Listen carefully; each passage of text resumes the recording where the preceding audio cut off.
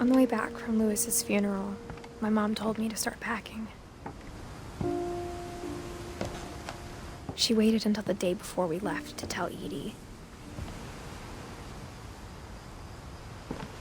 I'm not sure if she wanted to make it easier or harder.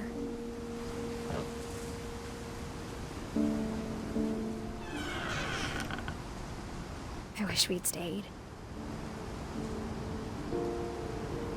But I understand why we left.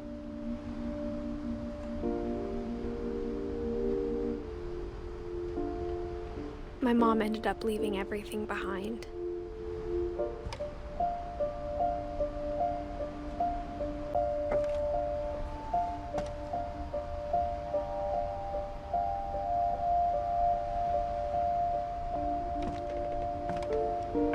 What happened that night had been coming for a long time.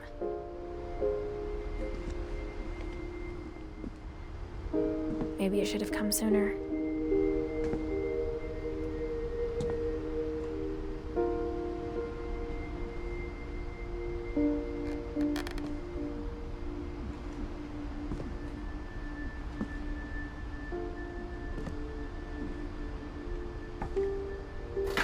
But it had to end one way or another.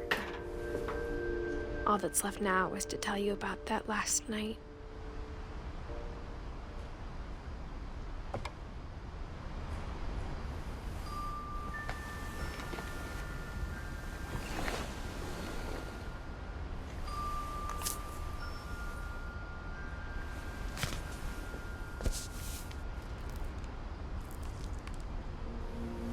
That whole last day, Edie just watched us pack and didn't say a word.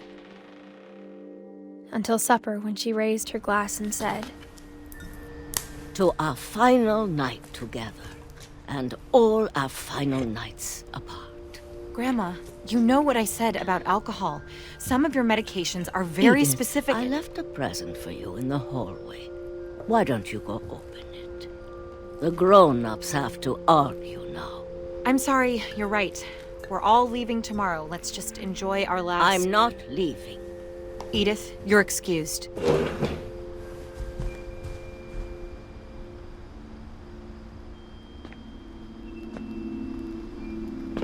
the power had been shut off that morning, but Edie always had plenty of candles.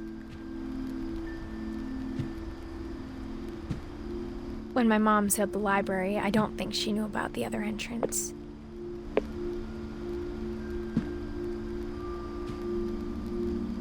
Or that Edie had a key to it.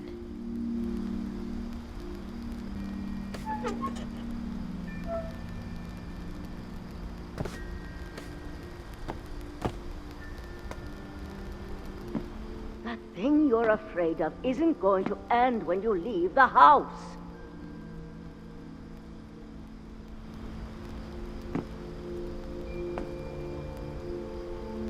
Edith has a right to know these stories.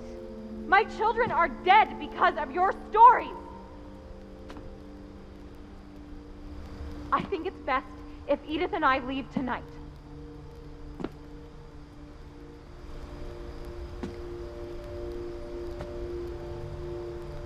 We'll have the nursing home send a van for you in the morning, okay?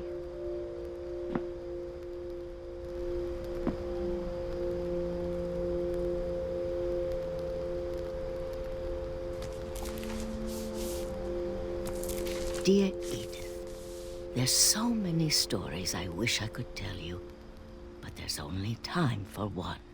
This is about what happened on the night you were born. That night, the tide went way, way out. It was the first and last time I ever saw the old house aground. There'd been an earthquake out in the middle of the ocean. They called it the lowest tide in 1,000 years. God, it smelled awful. You know, I've seen that house every day of my life.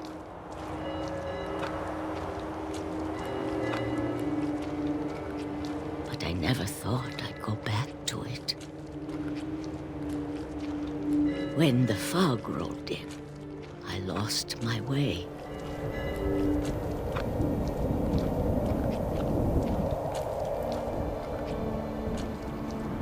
I got turned around.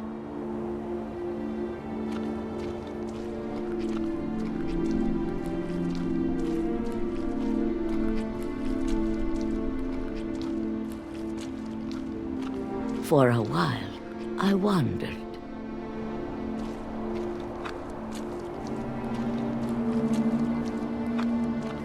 I started seeing things.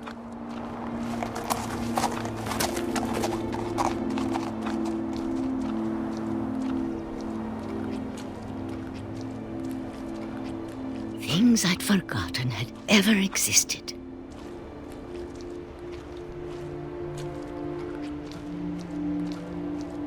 But when I saw them, they felt like old friends.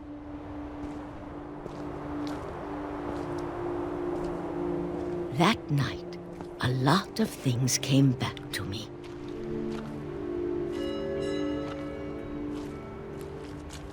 Or maybe I came back to them.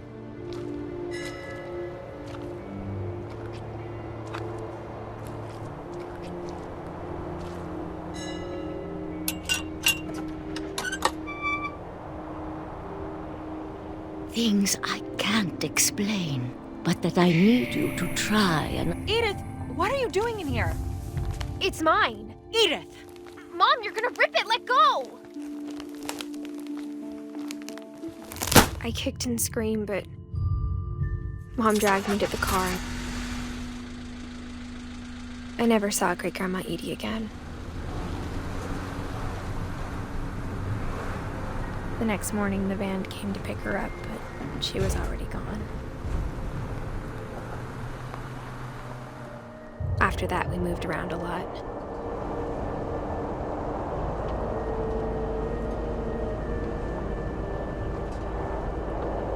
We both tried to make the best of it.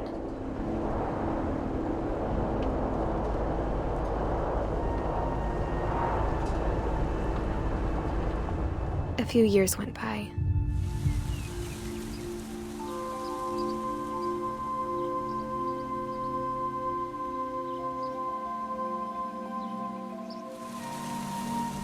My mom didn't like to talk about it. But she started getting sick a lot. The rest happened pretty quickly.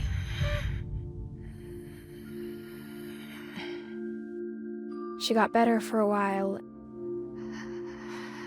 and then she didn't.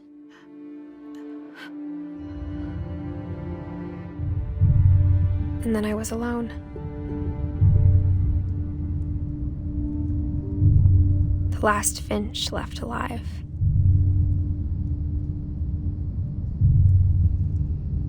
Until I found out about you. I'm still not sure what to tell you about all this. If we lived forever, maybe we'd have time to understand things. But as it is, I think the best we can do is try to open our eyes. And appreciate how strange and brief all of this is.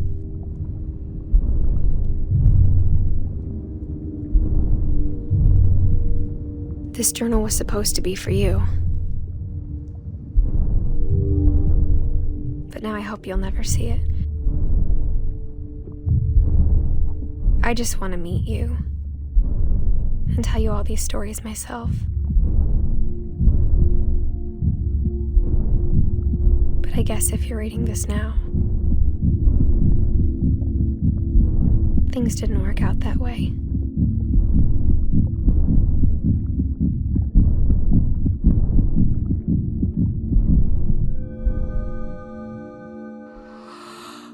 This is where your story begins. I'm sorry I won't be there to see it. It's a lot to ask, but I don't want you to be sad that I'm gone.